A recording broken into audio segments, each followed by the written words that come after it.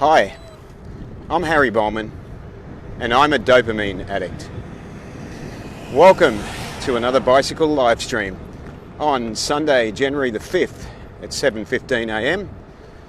I'm out in Mudgebar. I've ridden 38 kilometres this morning, and I'm starting the journey home. Nice time for a ride. I want to share with you what it's like to be a dopamine addict and what I've been doing to come to terms with it and the effects that it's had on my health, etc. So, this is my 40th year of being vegan. I originally went vegan in 1980 as a 16-year-old with excessive acute acne for health reasons, for those reasons. I read a book called The Mucusless Diet, written in the 1920s by Professor Arnold Ehret, a German professor who had great success back in those days of creating health awareness and helping people cure their sicknesses. He did it through putting them on a raw food diet, through fasting, sunlight, meditation, nature, all the mode of goodness type things. And morning, Robert, thank you for watching, and I hope you have a great day too. So, way back in the 1980s when I went raw food, plant-based, the start of my vegan journey, I was a sort of person that never went out much, never socialised much, and I was not tempted as a dopamine addict. I was not tempted by outside pleasures too much. So it was actually relatively easy for me to, it was very easy for me to be in a raw food diet because my health had improved so there's a dead fox on the side of the road. It's been hit. Because my health improved so much, because my skin cleared in just 1 week in those days, it was just a massive revelation of how improving the fuel going into my body made all the difference to my health, as I could see by the indication on the outside of my body with my skin. So for the first few years I was very strict raw vegan, and I was so incredibly skinny, it was amazing. It was just, if you see photos of me back then, you go, wow, I'm a head on a stick. Because I was just very, very strict. I wasn't eating breakfast, I was just having lunch and dinner, and I was just having veggies and fruits. And, you know, I was able to do it. I was able to stick to that. I'd only ever drunk alcohol 3 times, and I got very sick when I did it. And so that was easy for me to stop. And I never had any interest in cigarettes or drugs or anything like that. Just did not interest me. It made no sense that somebody would ruin their health like that. So as time went by, to bring us up to present time, the vegan world of food changed. And the availability that... good morning, Sally. Thank you for watching. Hope your Christmas and New Year has gone well. So, as time went by, we started to get more and more temptations. Now, this applies to everyone. So, these food temptations had already been existing, the foods for non-vegans, the foods with high amounts of sugar, salt, oil, highly processed, devoid of fibre, that give you a massive dopamine hit. These had existed for a long time. And good morning, Kathleen, thank you for watching, for non-vegans. But what started happening, you know, probably say 10 years ago or so, we started to get more of a concentration of these foods starting to appear in vegan forms. So now we were easily able to get vegan ice creams, vegan pizzas, vegan burgers, and any of the other processed vegan alternatives of what had been non-vegan foods.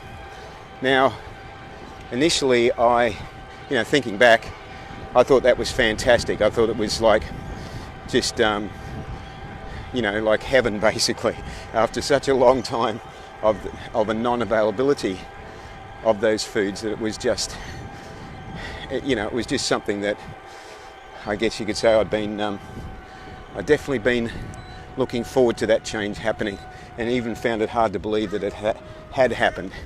And I wasn't aware that I was starting to fall into the pleasure trap. If you listen to Douglas Lyle or Alan Goldheimer with the pleasure trap, you'll hear them talk about the two big things that give us the dopamine hits. Let me just make sure I'm going the right way here, which I think I am. Yes, I am. And that is food and sex. Kathleen says, it's why I hardly eat out. It really scares me to see what is available for vegans to consume. Exactly, Kathleen. And let my live stream this morning be an inspiration for others that may be struggling, and that's why I'm sharing it, that may be struggling with this. So I started to become, 10 years ago, I started to become a social person. I got married at the time. My now ex-wife is a very social person, and not content to sit at home like I was. She was wanting to go out, wanting to meet people, wanting to have conversations. That's the sort of person she is, and that's great. That brought me out of my shell. So, and with that, I started eating out at vegan places. And in those days, we had Tian Ran, which we still have, and we had Mandela's on the coast, which is no longer there. We had a raw food place in Burleigh, which opened up around 2010, 2011. And we started eating out at these places. And we started socialising with other people and started making a lot of vegan friends. And eventually, 2014, I formed the Vegan Life social group with nearly 1,100 members, which goes twice a month for a vegan luck in the park or a vegan lunch at a fully vegan restaurant. So I started to enjoy the conversations I was having with like-minded people. I started to, it was change of direction for me, and I sort of slowly embraced it. And thank you, I'm always ever grateful to my ex-wife for introducing me to that, otherwise I'd still be a hermit. Anyway, with it came this consumption of vegan food that, in a lot of cases was cooked in oil, had high levels of salt and sugar, and, is very addictive. Now, it's interesting to note that when you listen to one of the videos I shared this morning from Douglas Lyle, the TED Talk on the pleasure trap, I think it was Douglas talks about it, it might have been Alan in the other video I shared. They talk about which way should I go? This way. That's not what they talk about. They talk about that since 1986,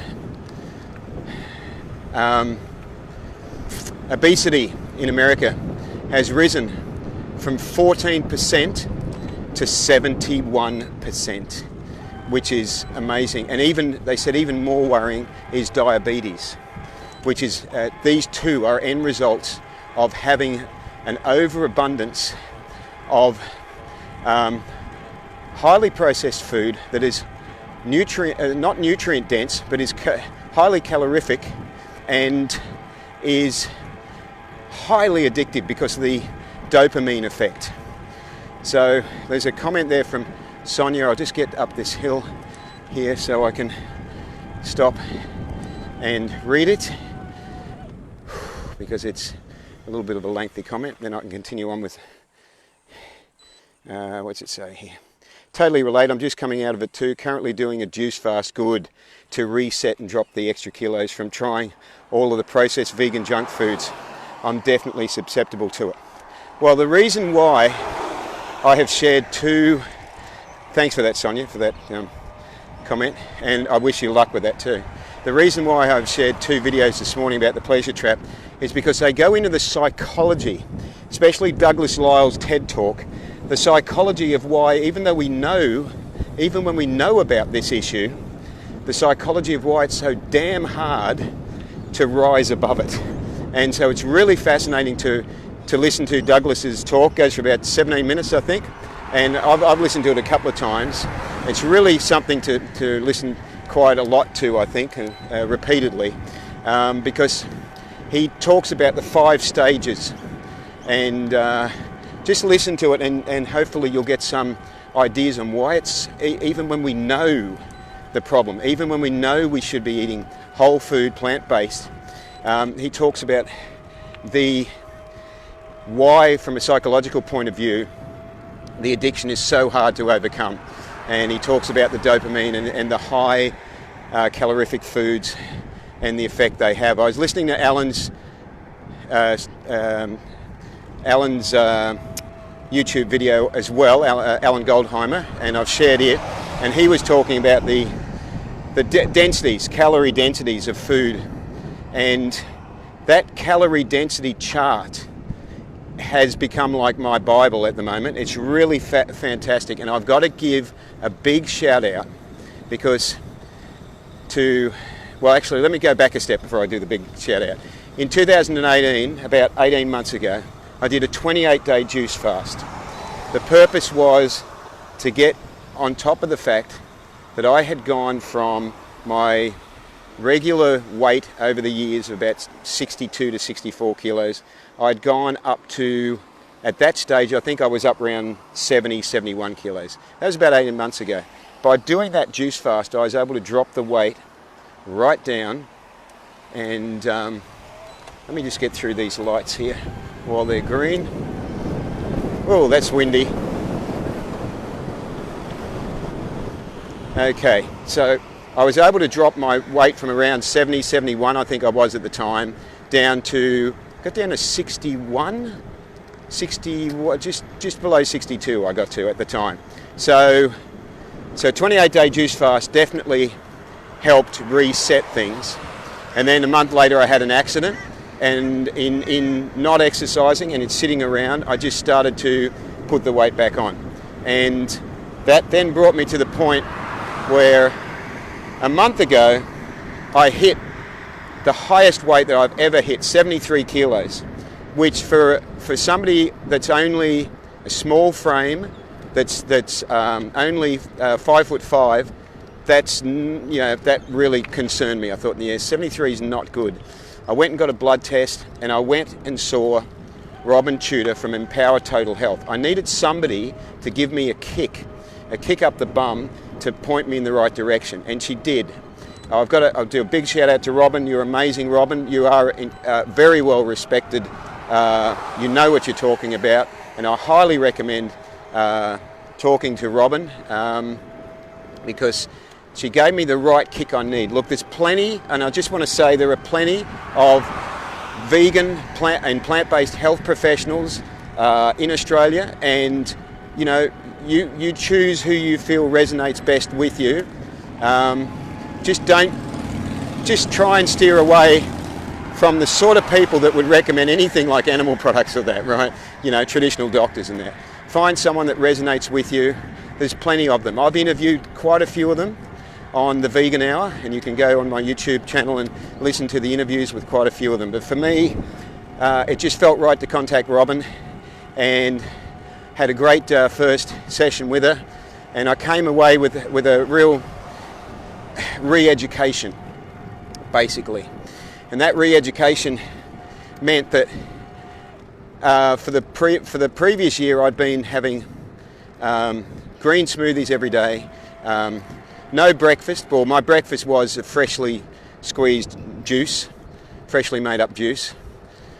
But I had been, and my lunch most days also was good.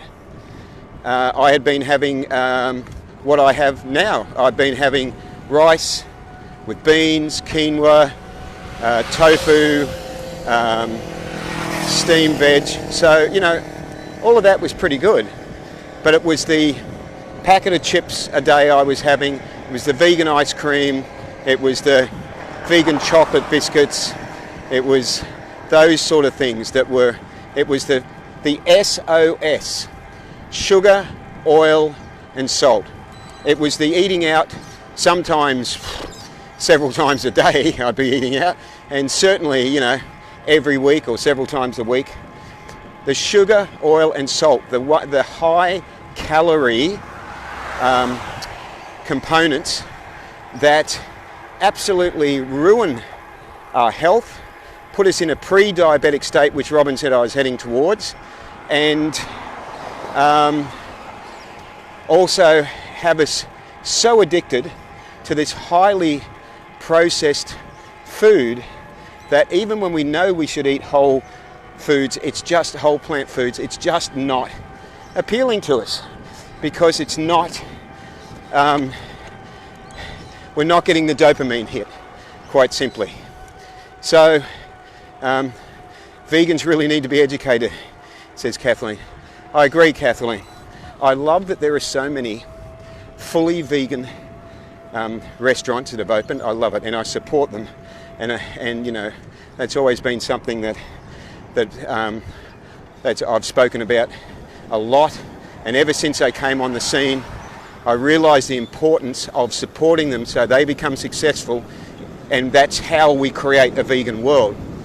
But I also am now aware of the health implications if we are consuming the diet that is having too much of these highly processed foods and is having the sugar, the oil and the salt. So what have I done? Well, one of the things is Robin showed me this chart of what you could eat lots of and what you should not eat anything of.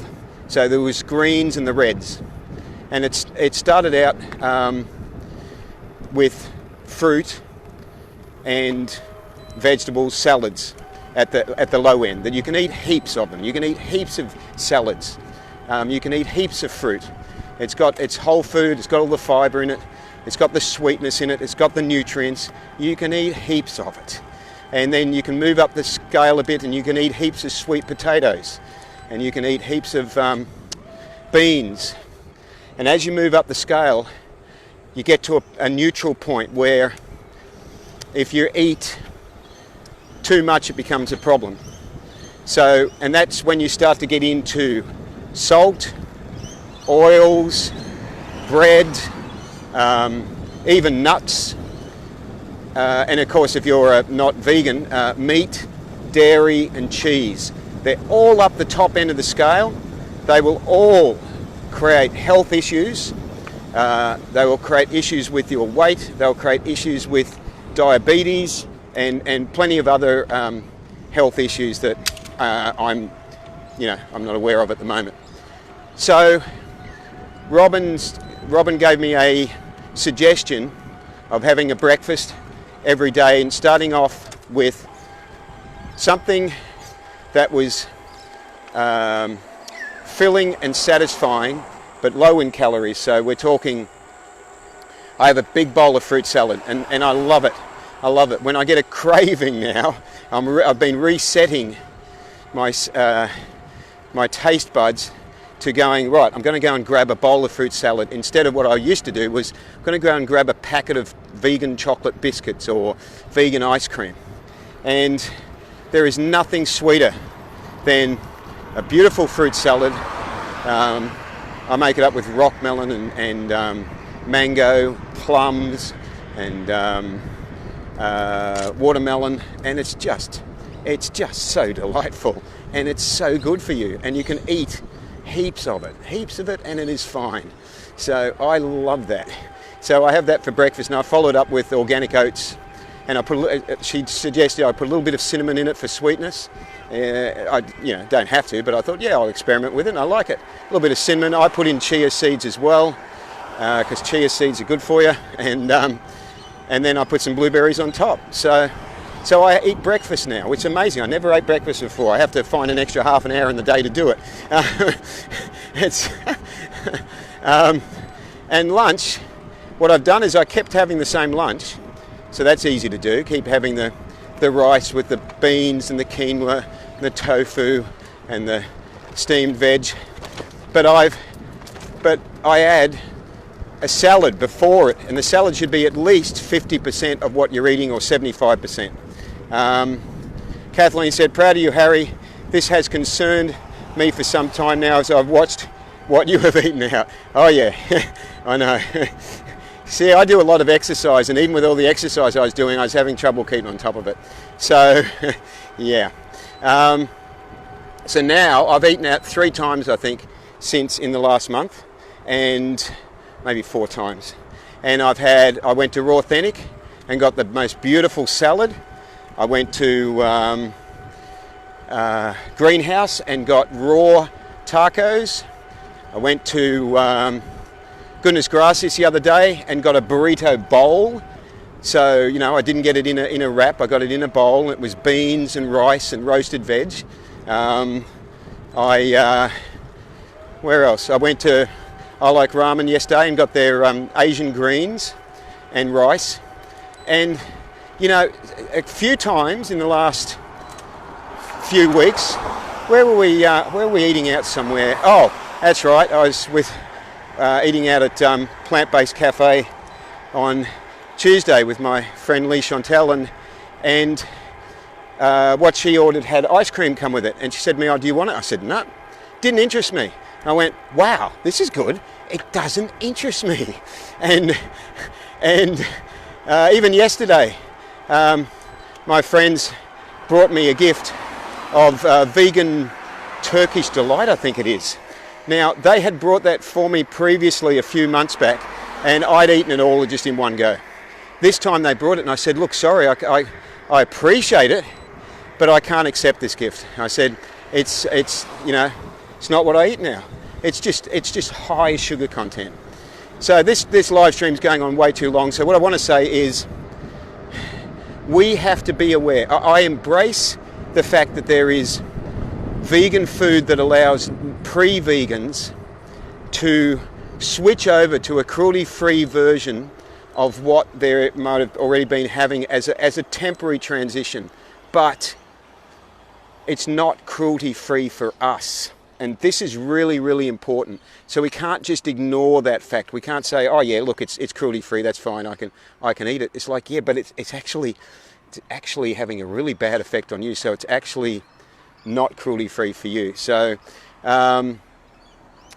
if you're struggling with being able to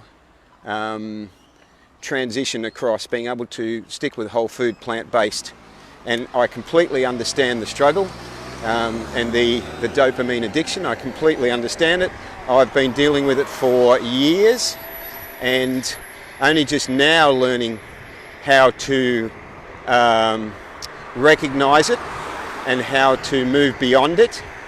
So I highly recommend you listen to at least the 2 videos that I shared before this live stream this morning from Dr. Douglas Lyle and Dr. Alan Goldheimer about the pleasure trap and the psychological effects and the physiological effects.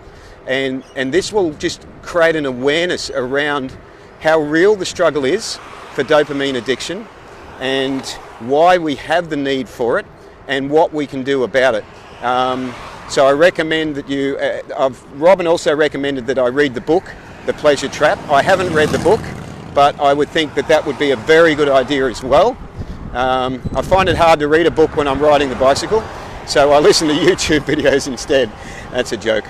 So anyway, and just be aware of the fact that there really is a health issue for vegans that has developed in recent years, and if we don't get on top of it, it's only going to get worse, because we are consuming foods that we think, look, the way I used to think was, if it's anything vegan must be good. I used to think a vegan person is a great person. And then I found that, unfortunately, there are vegans that are very toxic, very angry, very, very hard to deal with. And I had to sort of go, just because a person's vegan doesn't necessarily make them a good person.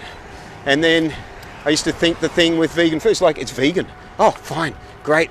Don't even need to look at the label. Great, oh, whatever it is, I'm having it, you know. And everything started becoming a vegan version of processed food, like Oreos and, you know, everything. And now it's becoming prolific. And you can go in the supermarkets and get, I mean, even Coles has their own range of vegan pizzas now. Things like that. So it's very tempting, and it's a very real issue for your health if you don't keep on top of it. So read The Pleasure Trap, or you can hear I've got some motorbikes going past me.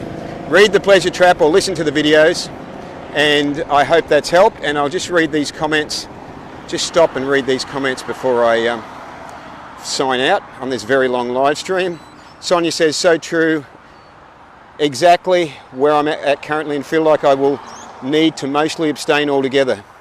Great live stream. And yes, Kathleen says, yes, agree, it is a huge concern. Vegans are not healthy in many ways. That is correct. We are not healthy in many ways. And I think Robin's saying to me, she looked at my blood test results and she said, well, you know, she was showing some concern about heading towards or in a pre-diabetes stage, and that's like, ooh, that's not good. So then it was like, I needed the kick up the butt, and Robin, you know, gave me the information I needed.